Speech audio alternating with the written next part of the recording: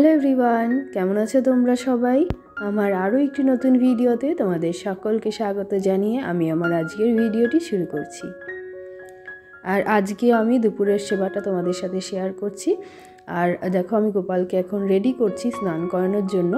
তো প্রথমে আমি যেটা করব, পুরনো যে সাজগোজ আছে সেইগুলোকে খুলে দেব। তো দেখো, সোয়েটারটাও খুলে দিলাম আর গয়নাগুলো খুলে দিয়েছি। এরপরে গরম জল দিয়ে আমি গোপালকে স্নান করাবো।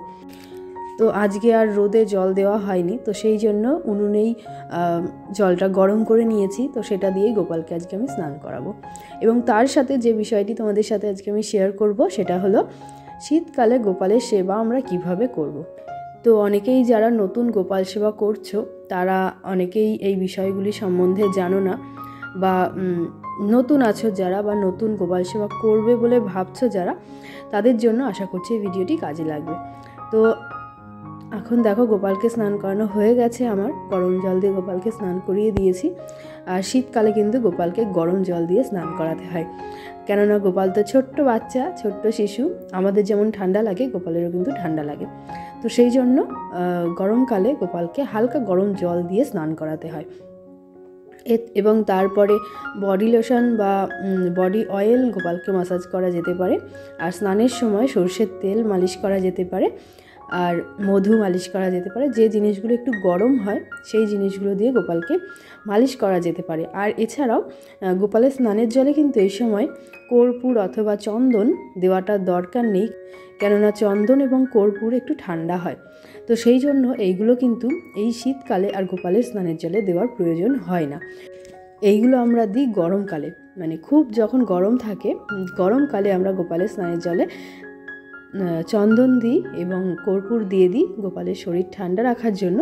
কিন্তু শীতকালে কিন্তু এইগুলো দেওয়ার দরকার হয় না বা দিতে নেই। আর এমনকি চন্দনের তিলকটাও কিন্তু এই সময়টা না দেওয়াই ভালো, কেননা সেটাও ঠান্ডা হয়। তো সেই জন্য কিন্তু চন্দনের তিলকটাও এই সময়টা না দেওয়াটাই ভালো। কিন্তু বিশেষ কোনো দিন থাকলে সেই দিন অবশ্যই অল্প একটুখানি, মানে যেটাকে বলে নামমাত্র, তো সেই নামমাত্র একটুখানি গোপালের কপালে ছুঁয়ে দেওয়া যেতে পারে, সেটাও খুবই সামান্য পরিমাণে। আর গোপালকে যখনই আমরা সকালবেলা ঘুম থেকে তুলব, তখন আলতো হাতে ঘুম থেকে তুলতে হয়। আর শয়নের সময় কিন্তু কাঁথা, কম্বল, লেপ যা থাকে, মানে আমাদের যেমন ঠান্ডা লাগে, যদি অল্প ঠান্ডা লাগে তো অল্প জিনিস দেবো, বেশি ঠান্ডা লাগলে বেশি জিনিস দেবো। তো ভালোভাবে কাঁথা কম্বল দিয়ে গোপালকে শয়নে দিতে হয়, যেন গোপালের ঠান্ডা না লাগে, কেননা গোপালও তো ছোট্ট শিশু, ওরও কিন্তু ঠান্ডা লাগে। তো সেই মতো করে গোপালের বিছানাটা রেডি করতে হয়। কাঁথা কম্বল গোপালের গায়ে দিয়ে দিতে হয়। হালকা ঠান্ডায় অল্প কিছু দিতে হয় এবং বেশি ঠান্ডায় বেশি কিছু। তো এখন যেহেতু ডিসেম্বরের ঠান্ডা, ডিসেম্বর মাস প্রায় মাঝামাঝি চলেই এসেছে, আর কয়েকটা দিন, মাঝামাঝি নয় প্রায় শেষের দিকেই। তো এখন কিন্তু ভালোই শীত পড়েছে, মানে ভীষণ পরিমাণে ঠান্ডা পড়ে গেছে এখন।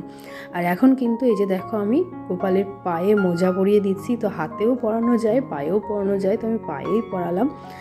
তো এইরকম করে হাত মোজা, পা মোজা গোপালকে পরানো যায় এই সময়টা, বা পরাতে হয়।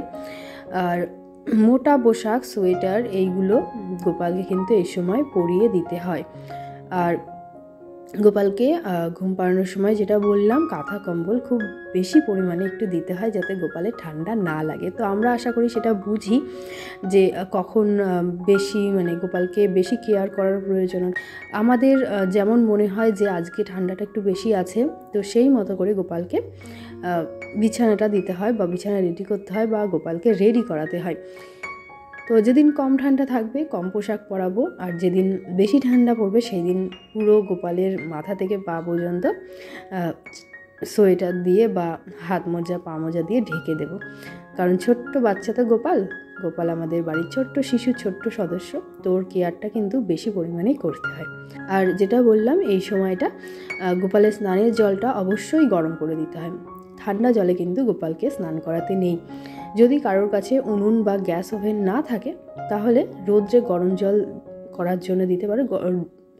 জল একটা বাটিতে বা যে কোনো পাত্রে রেখে সেইটা রোদ্রে দিয়ে তার উপর দিয়ে একটা ঝুড়ি দিয়ে বা হালকা পাতলা একটা কাপড় দিয়ে সেটাকে ঢেকে দিও।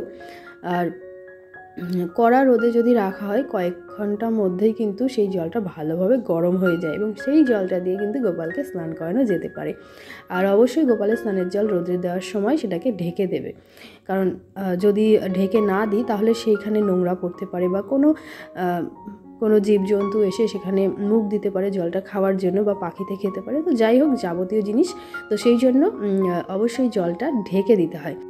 তো এই হলো গোপালের স্নানের জল। আর চেষ্টা করবে গোপালকে সকালের দিকে স্নান না করিয়ে একটু পরের দিকে করাতে, কারণ গোপাল তো ছোট, তো সকালবেলায় স্নান করালে ও ঠান্ডা লাগবে বা ও হয়তো স্নান করতে চাইবেও না। তো সেই জন্য একটু বেলার দিকে করানোই ভালো আমার মতে, কারণ আমি আমার গোপালকে একটু বেলার দিকেই করাই, সারা বছর সকালেই করাই, কিন্তু এই সময়গুলোতে একটু বেলার দিকে করাই। আর খুব সকালে কিন্তু আমি গোপালকে ঘুম থেকে তুলি না, একটু বেলা হলে তারপরে ঘুম থেকে তুলি। তো যাই হোক, এই ছিল কয়েকটা বিষয় যেটা আমার মনে হয়। আর খুব বেশি ঠান্ডা খাবার কিন্তু এই সময় গোপালকে দিও না, একটু গরম খাবার, যেগুলো আমাদের মনে হয় যে শরীর গরম রাখতে সাহায্য করে, সেই ধরনের খাবারগুলো, অবশ্যই নিরামিষ, সেইগুলো গোপালকে এই শীতকালে দিতে পারো। তো যাই হোক, এই ছিল আমার আজকের ছোট্ট একটা ভিডিওটি যদি তোমাদের ভালো লাগে তাহলে অবশ্যই একটা লাইক করে দিও, শেয়ার করে দিও, আর কমেন্টের মাধ্যমে তোমাদের মতামতটা আমাকে অবশ্যই জানিও। আজকের মতো ভিডিওটি আমি এখানেই শেষ করছি। সবাই খুব ভালো থেকো, সুস্থ থেকো। আজকের মতো এখানেই, tata, bye bye, Radhe Radhe.